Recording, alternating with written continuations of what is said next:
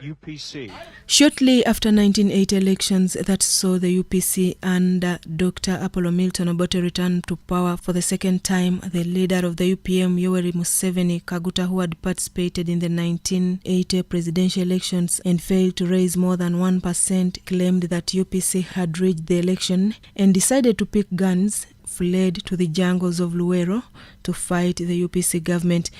What else can we do if you have got a government which has closed off all other channels of peaceful change? What else could we do except to surrender, to resign ourselves to slavery, and we couldn't do that. However, Obote sounded a warning to the NRA leader Yoweri Museveni, who had led a team of young men to fight the UPC government in the jungles of Luwero. Call upon them not to support such persons, but to report them immediately so that the security forces can deal with them and deal with them quickly. Most affected were the young ones who had suffered from malnutrition and the elderly. It's of malnutrition and starvation that has become an epidemic this past year. Starvation had become a problem. While the UNLA soldiers were determined to crush the NRA guerrilla fighters, the situation in hospitals was pathetic. Health workers had been overwhelmed with the incoming patients. 3 soldiers were killed in a village. Many of the children kept on dying in hands of their mothers, who were helpless. Inside the Luwero bush war jungles are the wanted NRA rebels doing their morning parade drills.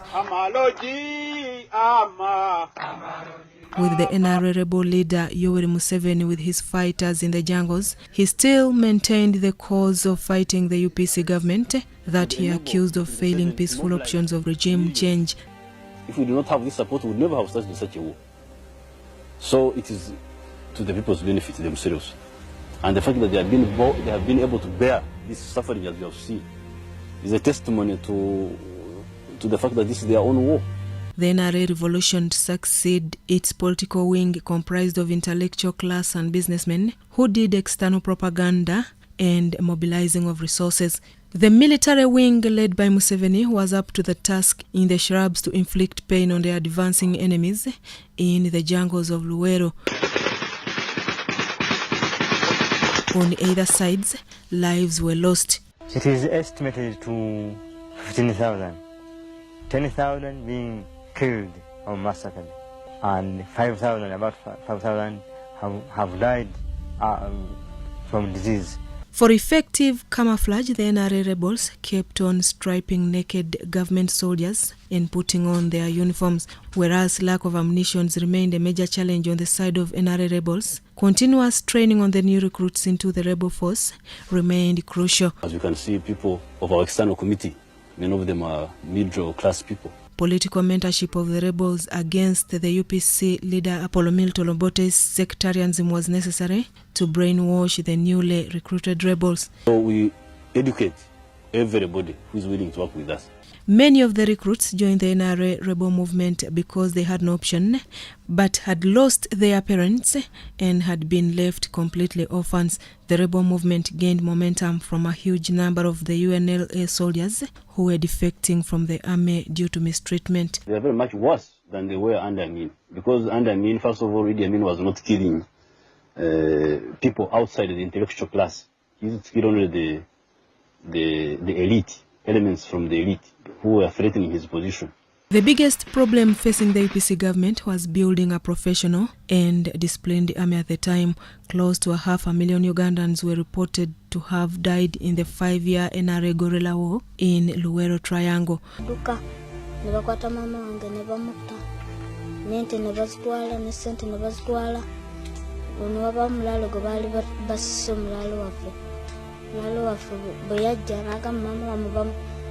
Bamusonyiwa nebagamba gweddayo omulalo najja natulagirira mama waffe gyafiiridde netujja netumuziika ne taata.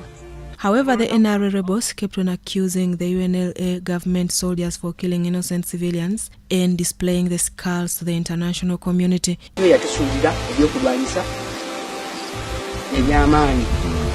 That he runs away from Obote, who is killing them, has been killing them, is killing them, even recently was sharing them.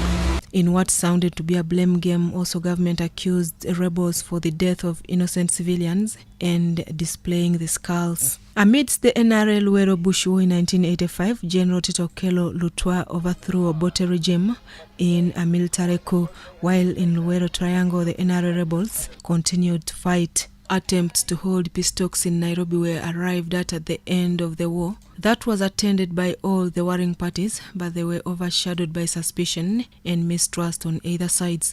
We are hopeful that the brotherly spirit that is being portrayed by Ugandans sitting round the table will result in a full resolution of this issue. They have put down their arms and they are cooperating fully and participating fully in the process of bringing about lasting peace in our country.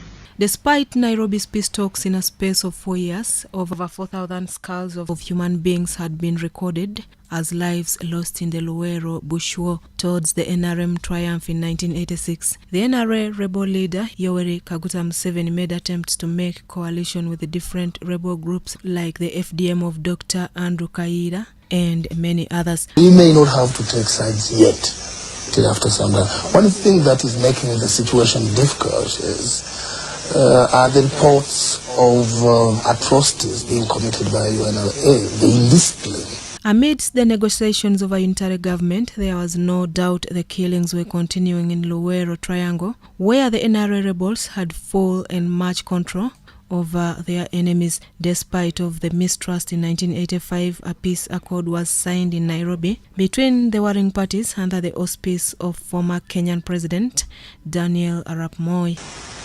But today, you know, in Uganda, we have a unique opportunity to begin a new era. Under the terms of the accord, the UNLA and the URA agreed to cease fire and share government power. The NRA violated the ceasefire agreement on January 17, 1986, and the NRA rebels took control of government on January 26, 1986. General Yoweri Museveni was then sworn in as president on January 29, 1986. I, Yoweri Museveni, swear that I will be faithful and bear true allegiance to the Republic of Uganda, and that I will preserve, protect, and defend the Constitution. So help me God. In his government, political party activities were suspended. On March 10, 1986, Uganda adopted a new constitution in October 1995 as the supreme law of the land that has since established a foundation of democratic governance in the country. Obote killed our people from 1981 to 1985, and the military council has been killing our people even recently.